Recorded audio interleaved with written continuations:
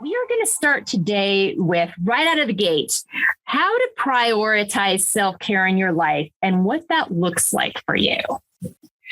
Well, self-care for me, it's more than typical getting your hair done and getting your nails done. I think it's deeper than that. In order for me to have self-care for myself, I definitely, it all evolves around my faith. Mm-hmm. I mean, I must pour into myself in a spiritual way every day, daily, whether it be reading the Word of God, whether it be listening to inspirational messages and sermon, or reading an inspirational book, even listening to gospel music. That to me is self-care, because it allows you to just realign yourself to things that are above, things that are higher than what we see on an everyday basis. Yeah. And so when I do that, I know that keeps me in a healthier mindset. And it allows me to take care of myself so that I can take care of others. Yes. That right there. If you get no other takeaway today, take just that realization that we have to have, because you're a busy lady. You know, you've got the nonprofit, you've worked in education, you have your own family that you're taking care of, and none of them get the best of you if we don't set aside time to fill our cups. And so thank you for that. That's so good. I want to talk about next, confidently setting boundaries. And what I mean is what those things you allow in and out, like you touched on it earlier, you fill yourself up, through auditorily, through things that you're going to let in to make sure that you are being the best version of yourself and that you're refilled and energized to do all the things that you put your heart into. So how do you set boundaries and how do you communicate those? I believe I learned over time. I haven't always been a person that set boundaries for myself. I mean, I tell you, not too long ago, I used to be a very impulsive person, to where when people ask of me, I would give of myself without even thinking twice. I would automatically say yes. And that burned me out quick. Yeah. And oftentimes I was working outside of my purpose. And I think oftentimes that needs to be what we ask ourselves. Are we living in our purpose while we're doing this? Or is this something that is a distraction? And I think oftentimes we can get caught up more with distractions rather than following through with something that's going to help us to continue to fulfill our purpose. Yes. And so now I definitely live a life with intention. And it definitely, with me having that philosophy for myself, it allows me to set boundaries. Yeah. And when I know that something is going to be taking me away from what I'm needing to do, or it's going to be stretching me too thin, I'm okay with saying no. I'm perfectly okay with it now. And because back to self-care, that's part of self-care. You have to set boundaries in order to have be healthy mentally and be healthy physically. You have to set those boundaries or it will wipe you out. Yeah, absolutely. So what was your process? Because I've been there. I know exactly what you mean. I used to I didn't know boundaries applied to me. Just and then all of a sudden I'm like, oh, they do, and I need them. Through a series of events, but then I had to communicate that. So the people that were used to me not having boundaries, I all of a sudden had to communicate to them, ooh, I have boundaries now. And How was that for you? Because for me, it's been tricky. Okay. Well, I sometimes give it a time limit. So if it is something that I actually could do, but it's requiring too much of my time, maybe I'll put a time limit on it. So instead of spending 4 hours doing something that someone would like me to do, I would say I can dedicate an hour and a half for that. I think that when you I believe people, when you are honest with people and transparent with people, sometimes you got to give them a benefit of the doubt to realize that they'll get it. They'll respect you in the long run, because when you think about it, the moments that you commit to those things and then you end up not being able to function in the way that you would like to, because you can't put your whole self into it, or, you're half committed, or you end up having to back out of it. That's going to hurt your character more than you just go ahead and tell that person up front, I really cannot commit to that. I am so sorry, and let them know I've got this going on. So this is not going to work for me right in this moment, but maybe next time, or, we could figure out something else. But I think people should get a transparent answer as far as, why you're not able to do it. I think they'll respect you more for that. Yeah. Because no one wants to feel like you're giving them the runaround or anything like that. Yeah. And that way you don't have to apologize later. Yeah. And we get caught up in saying yes too soon, or spending too much of our time doing something, and then we feel bad about it, and then we have to go back behind ourselves and then take our commitment back, or whatever the case may be. Yeah. It could damage relationships in the long run. Absolutely. So that is my motivation that helps me to keep my boundaries, is knowing that they deserve truth right up front of how much I'm able to commit, and leave it at that. Yeah. And they should be able to respect that. And if they don't, at least you were honest, and that's something that they got to work out, on their end. Absolutely. Absolutely. Great. Thank you so much. Taking care of our emotional health as much as our physical health. And I think that's something we're starting to have a lot more conversations about. There's no secret that it takes a toll. Talk to me about your journey with that. Wow. I have definitely had a unforgettable journey when it came to my mental health, because I suffered with depression and anxiety for 3 years. And, the Lord delivered me from all of that in 2019. And because I was in that dark place, that is my motivation to stay mentally healthy now, because my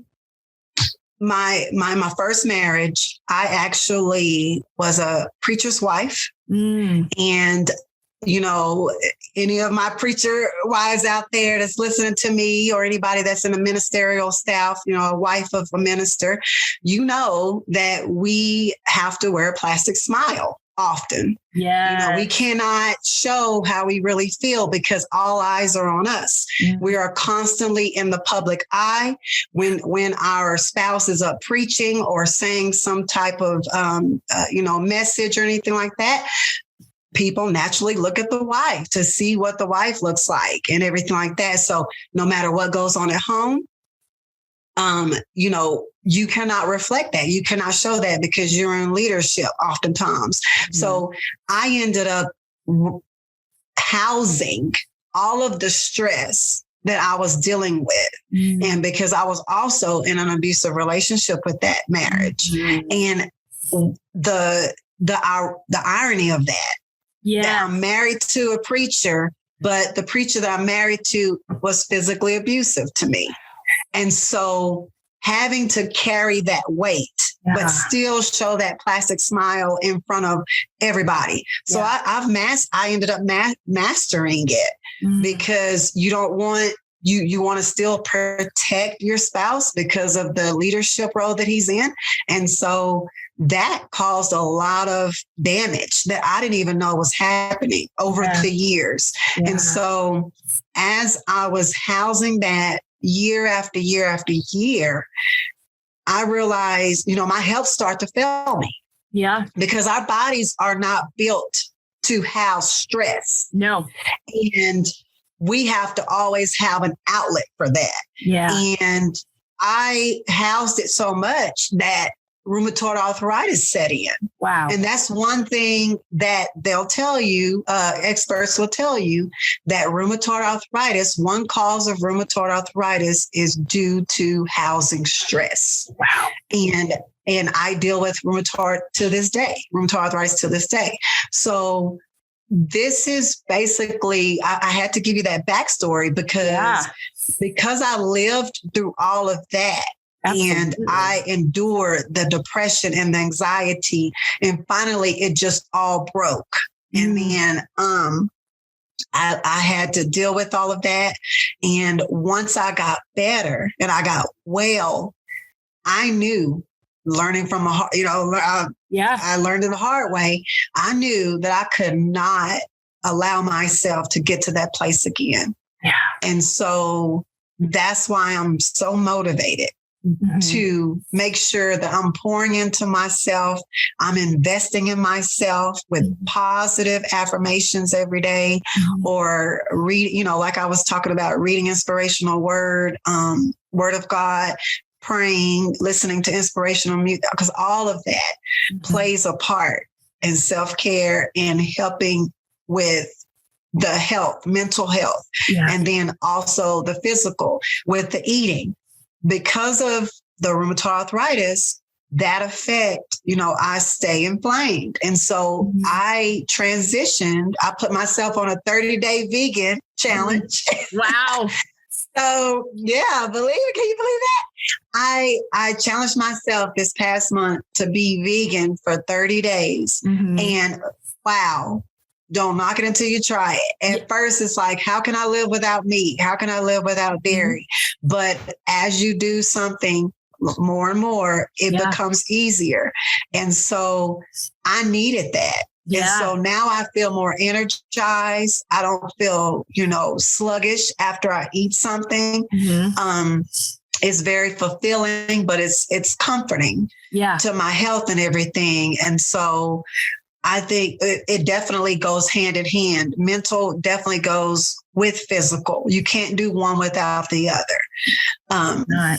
Absolutely not. Diet is important. Yeah. And so all of those things play a part in being able to be healthy, both mentally and physically. Yeah. And so, yes. Thank you so much for your authenticity on that, because I'm telling you right now, and you know this too, you are not alone. There are other women out there in this very, very situation. And thank you for your words and for your journey on that. And know that there's a way out, and it's okay to put yourself first. And it's important. And thank you. I'm almost speechless because I just appreciate your authenticity. And I can relate to the vegan piece. I have a daughter who has an autoimmune disorder. She went vegan. She cleaned up her diet. She spent about a 2 to 3 year period focusing on her mental health. She got into some good counseling. She did all, she put all these things into play, because I think we all have to find what works for us. You have found an avenue that works for you. You have continued to rely on your faith. You have filled yourself up. You know what works for you. You've looked at your diet. You continue to, how can I best feed myself to be the best version of me that I was created to be? And she did the same thing. And she was able to, she had a doctor, and this isn't going to happen to everybody. I don't want to put a false hope out there, but she was able to go back to a doctor's appointment last year where she had no autoimmune deficiencies showing up. That is awesome. Yeah, it was amazing. That is absolutely amazing. But it took that commitment. It took that, I'm going to do this. I matter, and I'm valuable, and I'm important enough to do this. So thank you. Yes. Yeah. I thank you so much for sharing that, because I know that's from a vulnerable place. Absolutely. And I think that, so much more will be positively affected when you focus on your mental and your diet and your physical, because oftentimes we're stuck with having to take prescriptions for different things. And if you just transition to a healthier type of diet, then you'd be surprised you'll do away with all those prescriptions and don't have to live on prescriptions. And so why not? is definitely will make you better than worse. Yeah. And so I just want to encourage all the listeners out there, challenge yourself. Challenge yourself 30 days to eat a healthy diet, whatever that looks like for you, and I'll guarantee you will feel better, and then before you know it, it'll turn into not a diet, but a way of life. Yeah. And that's what you want. You want it to be a way of life. Absolutely. And food can be medicine. I mean, that was, when you think about 200, 300, 100,000 years ago, there weren't all these prescriptions, Right. And so so much goes into just the movement, processing emotions, healthy physical diet, healthy, just filling your body up with the right kinds of things. Yes. Thank you. Absolutely. Thank you so much. And you've really done this in your transition. So this is going to be kind of a seamless one, but how can we support ourselves and other women in living unapologetically? And what I mean by that is, this is who I am. This is what I was created to be. But as women, we spend a lot of time saying sorry for everything else that's going on around us. Oh my gosh, that was so me. That was so me. Before this whole transition, prior to the mental illness that I had, I was always that person that always apologized with everything that I've done. I would always say, I'm sorry. Oh, my bad. And I even had a dear friend say to me one time, Stephanie, you apologize a lot.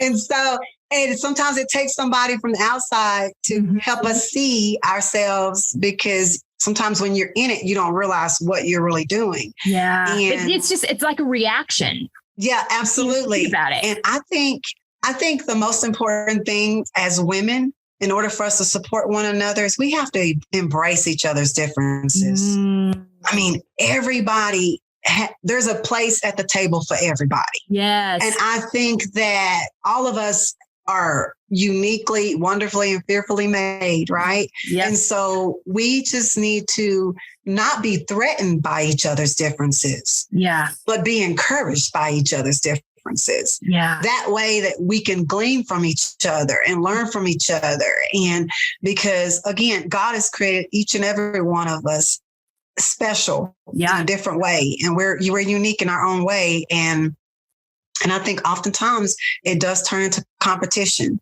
between women.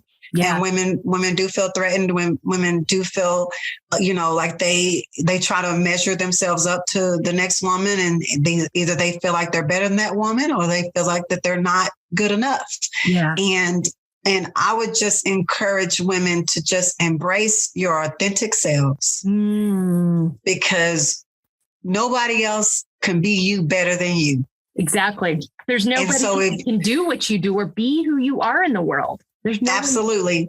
Absolutely. So if you choose not to be yourself, you're robbing other people from being able to know what you can bring to the table. Absolutely. Because you are, suppressing your gifts and your talents and what's meant to be shared with the world.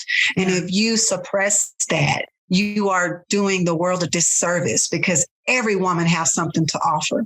Absolutely. And so you definitely have to embrace your uniqueness, and we just got to love on each other and appreciate each other, and just be comfortable in who we are. And then in any of those areas that we fall short in, you can always do research and look things up that's going to allow you to improve in those areas, and then continue to strengthen the areas that you're strong in. Yeah. But I've learned to not take myself too seriously, especially with me coming from a background of abuse. Yes. Because those words for a while, it just depends. You got to constantly battle those words. It's like broken record in your head. Mm-hmm. Those words that you hear that significant other say to you. Yeah. And you got to fight that off by realizing I am smart. I am beautiful, and so you have to say the opposite of what is in your head sometimes. Yeah. To be able to build your own self up. And so that is my motivation, in order to continue to support women and not take myself seriously and improve in the areas that I know that I need improvement on without being so hard on myself. Yeah, absolutely. Absolutely. Stepping into our purpose, just authentically, unapologetically. Thank you so much. So good stuff. I knew this would be, I knew this is going to be one of those episodes, people, where you just stop and I'm like, oh, I want to hear that again. So good. So good. How have you learned to, or how do you grow? And it's called growing out of expectations. But what I mean by that is living out of your own expectations rather than others around you, that they either with your permission or without your permission have it imposed upon you. Right. I think, again, I'll go back to my background. I've done that before. I've done it to where I tried to fulfill the expectations of others. Mm-hmm. But in doing that, you become unhappy because you're not your authentic self. Exactly. And so it takes you to go through that to realize, hey, I don't like how this feels because I'm not being true to myself. And then once you realize, okay, this makes me happy, this is my true self, then you won't feel like you are doing anything wrong. You owe it to yourself. Yeah. You definitely owe it to yourself to do what it was meant for you to do. And that's my drive. I mean, after coming from that dark place, that's how I'm able to step into a place where I just basically have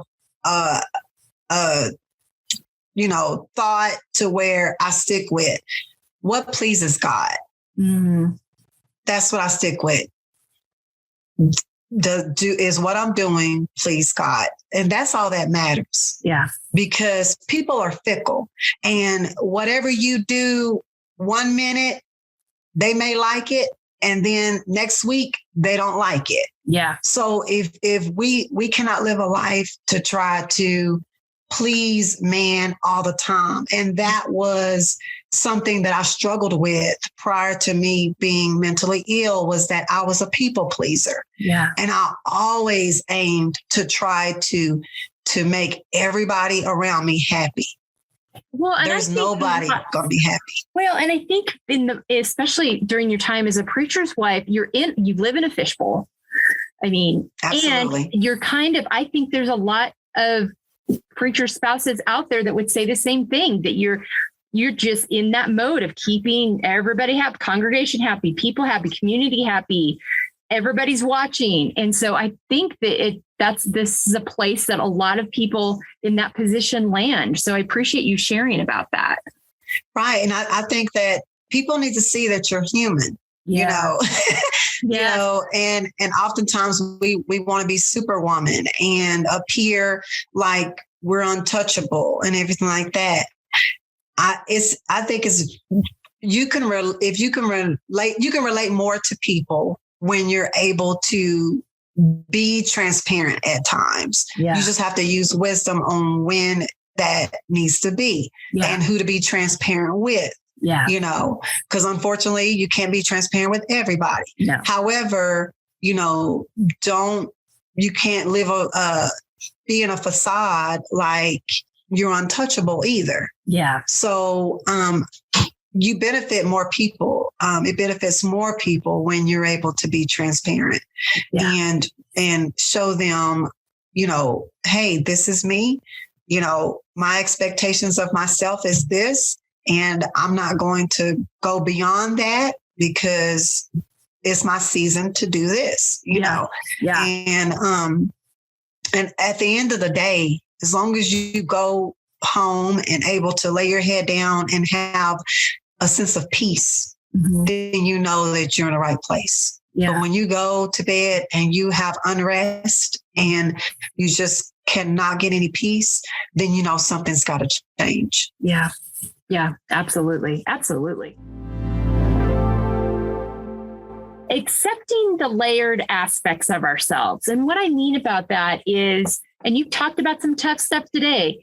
You know, I got here through tough stuff I went through and decided we need to be talking about this. We need to be having these conversations. Yes. We tend to want to just show the Instagram. I call them the Instagram moments. Nobody puts the ugly stuff up on Instagram or Facebook or whatever. They put the highlight reel up. And that we tend to want to just live out of the highlight reel instead of living out of all that makes us who we are, because all these experiences contribute to and make us who we are. How do you feel about that? How do you do that? Talk to me about that. Well, I think that people need to know that you haven't just arrived. You know, I haven't always been this way. Every adversity, every valley, every mountain has made me who I am today. Mm-hmm. So I wouldn't be who I am today without these layers. Yeah. You know, I don't, you know, the storms do not feel good. All of those dark moments and dark hours do not feel good. But when we go through adversity and we go through trials and tribulations, that's how we learn just how tough we really are. Mm-hmm. We never know how tough we are if we don't go through some things. Yeah. And we should never be ashamed of our different layers, our vulnerabilities, you know, everything that has made us and created us to who we are today. Yeah. Because we have to grow. We must grow. Mm-hmm. Growing never stops. No. And I think that when we can embrace our past as well as our present, it will help us with the future. Yeah. And when I say embrace our past, what was the takeaway from our past? Mm-hmm. You don't have to stay in the past. That's not what I'm saying, because some people stay in the past and it causes them to be stagnant. Mm-hmm. And that is not a good place either. Mm-hmm. So think about what was the learning points of what you went through in the past, because everything that we go through, you're supposed to get a lesson out of it. Yeah. So you have to ask yourself, God, what are you wanting me to learn from this? Mm-hmm. There's something you're teaching me. There's something that you want me to learn out of this. And when you get that epiphany and that aha moment, you know, okay, that's it. This is exactly because our storms are not our own. Yeah. You know, we go through things because one day our story is going to be able to help somebody else. Yeah. And so we should never be ashamed of all the layers, you know, because us being complex is what makes us beautiful. Yeah. You know, and so we got to understand we have a vulnerable side as well as a strong side. Mm-hmm. And there's, you know, things that we can do well, things that we, you know, need improvement on. And so those layers are important. Yeah. And we should always acknowledge that so that it can help us move forward. Absolutely. Absolutely. Thank you so much. Oh, such good stuff. Such good stuff. All right. What are some practices you use to process your emotions in a healthy way? You talked about doing it. You talked about a few earlier. Are there any other ones besides what you talked about that you use to kind of move through things and not get stuck? Yes, I think that, you know, it's always good to have even if it's one friend that you know that you can trust. Mm-hmm. That friend that's not gonna always tell you what you want to hear, but they're gonna tell you what you need to hear. Yeah, you know. Yeah. And so I think that's important for people to have in their life. I like I say, if something's concerning me or anything like that, I may go to my friend. Oftentimes in prayer, I will vent. Yeah. I will vent to God. I mean, and I have no problem doing that, you know, because God is not going to tell nobody. Absolutely. And so you know, and if you vent, you know, I will cry sometimes when I, you know, talk to the Lord and say, I don't understand something. And oftentimes when I'm still and settled, I will get an answer. I will get confirmation about something. And then that helps me. Yeah. That helps me through all of those moments that I may have that concern me But I just think you need somebody on a, earthly friend that you trust, that you know that's going to be authentic with you. Mm-hmm. And then definitely praying. That helps me. Yeah, it's good to have those people that can help you walk it out. And it's good to remember that God can take it. Yes. I think those are two huge things. So kind of in a summary, because we talked about this in a lot of different ways, but how do you live out FEEL? FEEL stands for the FEEL Podcast is the name of our podcast, Finding Empowerment, Embracing Layers. How do you live that out? Well, I'm sorry if I'm repetitive, but I just have to pour into myself. Yeah. That is so important to me. Mm-hmm. It's non-negotiable. Yes. Yes. Thank you for that, ladies. Yes. Listen, it's non-negotiable. Absolutely. Because moments before, when I've noticed I went days without pouring into myself, then I feel a certain way. I may begin to get moody, or, my temperament change or something like that. And so it's a must, for me to, and it looks different every morning. Yeah. One morning I may just choose to turn my worship music on, and that is my time of getting that word into me and feeling positive about myself, and looking at the things above and not the things that's in front of me. It may be that, or another day it may be just journaling, journaling out some things, and that is definitely therapeutic. I've journaled my prayers out instead of verbally talking to the Lord. It feels good to actually journal your prayer out. Yeah. And for those of you all who are listening, you all should try it. It really feels good to journal it out. Also, another morning, it may be to read the Word of God or listen to inspirational sermons. And inspirational sermons, it can look different. Mm-hmm. It could be something that's actually coming from a church platform, or it can be actually just a positive messaging, different videos and things like that. I have to have that throughout my day. I will plug up, put my phone plugged up in the car, like Bluetooth it in the car, and listen to something positive. And that way you're hearing that affirmation, of that particular inspirational message, or even on your lunch hour. It can give you, midday empowerment. Yeah. So that's how I stay empowered. Yeah. Because I want to be able to be my best self. Mm-hmm. I want to be able to contribute. And because I have 2 children. Mm-hmm. And so with me being divorced, a single parent, I want to be able to be that rock for them, but I cannot be that rock for them if I am not equipped and have myself picked up. Yeah. Absolutely. And so, and that really keeps me from being drained, because doing all of those things at the first part of my day, that energizes me. That helps me regroup and all of those different things. It recharges me so that I can be ready for everyone else. Yeah, absolutely. No, 100%. Thank you so much for that. And so such important stuff, because I think that the culture is kind of giving us this myth of give, just keep, and especially women, we just keep getting pulled. But the joke's kind of on the culture, because you're not getting the best of us if we're just not taking that time for ourselves to fill up. You're getting, half energy, half motivation, all of that. And so we can really get ourselves kind of rethinking and kind of change the narrative on that, which is being talked about more and more. But thank you for sharing on that. And can I add one more thing? Absolutely.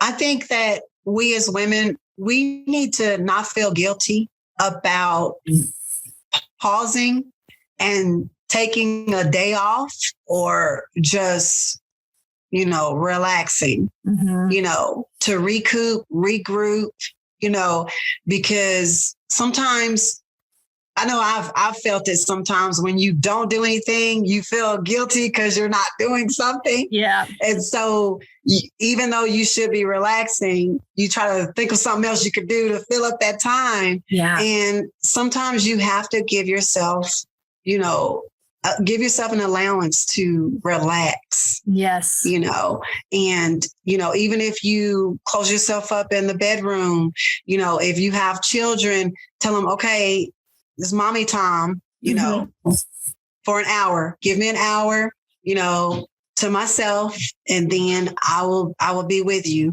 later or something like that. You have to steal those moments away, and you can't feel guilty about it. Yeah. And so that helped me when I told my children what I was about to do. They respected that. Yeah. And they did not knock on my door or bother me within that window of time I told them.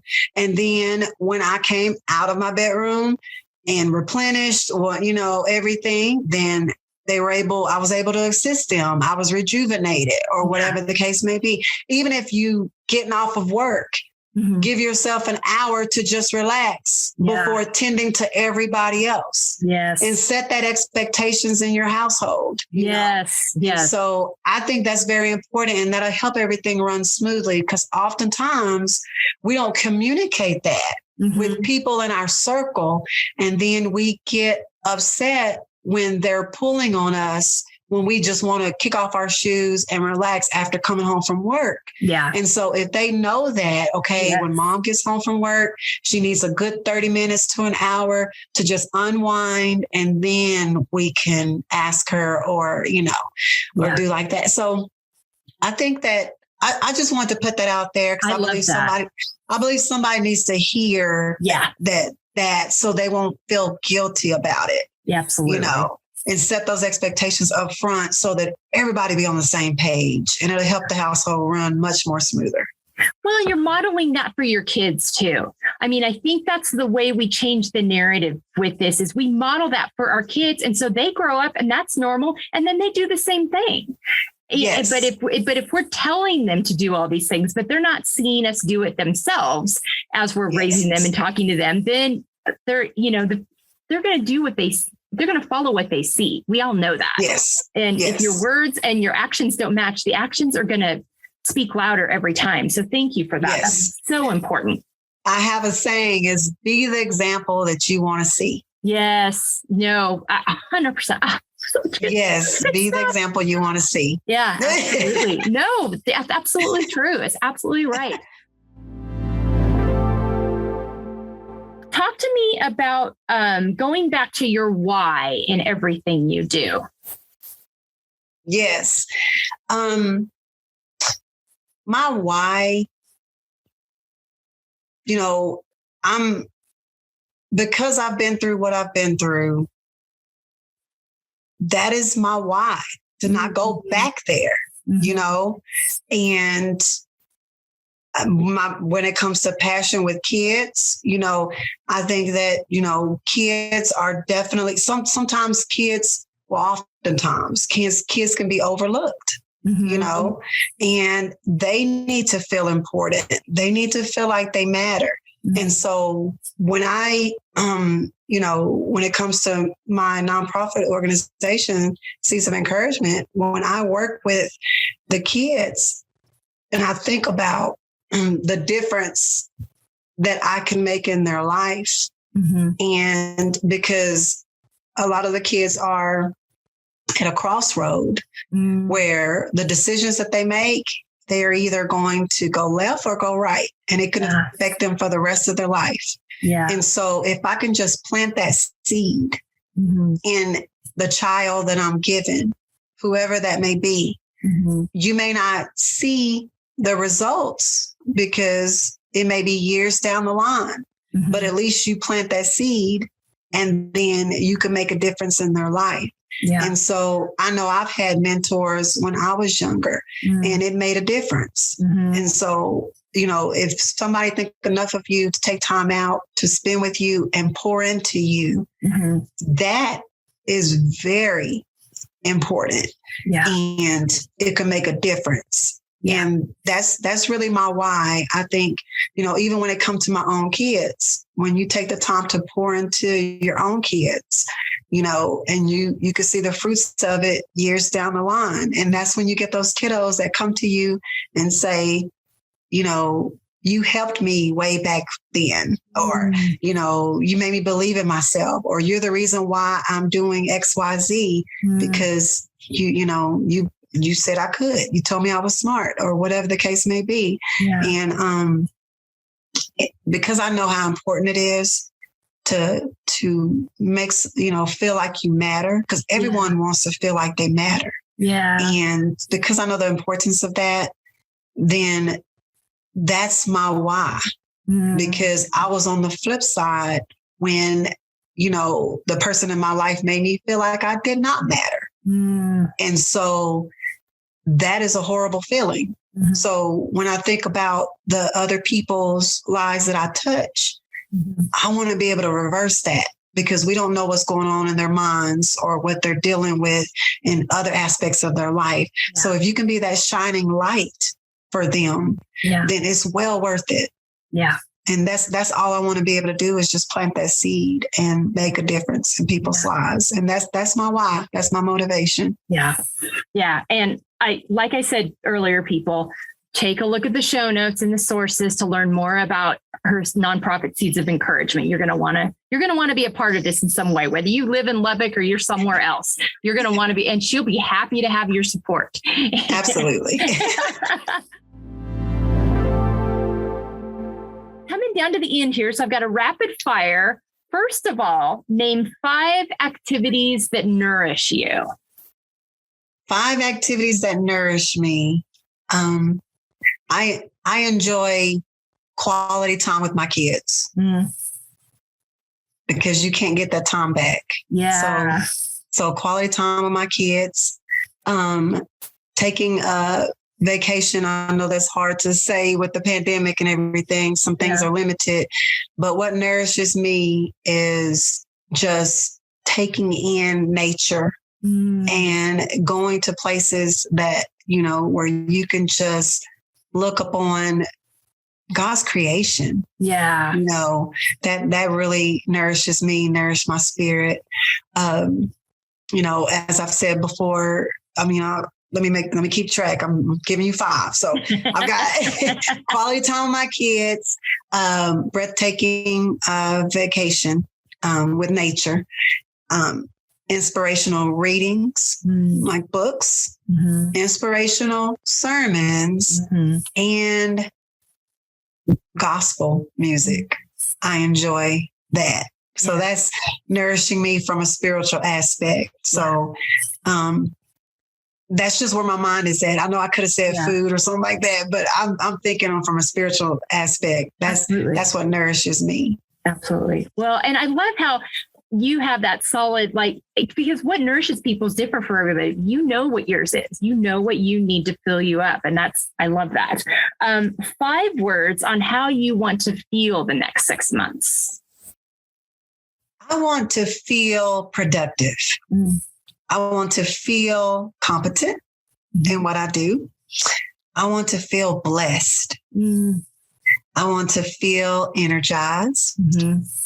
And I want to feel wiser. Very good. Well, I can tell you those 5 words, I felt all of those with you today. And I know our audience is going to feel those too. Thank you so much, Stephanie, for your time. I cannot tell you how much I appreciate that. I'm so honored that you took the time. You're a busy lady. You've got a lot going on. So I really appreciate that. Again, check out more information about Stephanie on embracinglayers.com. Follow us on @EmbracingLayers. We'll be highlighting things that she's involved with through that as well. And again, I know this is one of those episodes that you're going to go back and want to listen to again, because there's so much good stuff in it. But thank you so much, my dear friend, for being with me today. And thank you for having me. I really appreciate you. Absolutely. Thank you. Y'all in the podcast audience, have a great week. Thanks for being with us, and take care.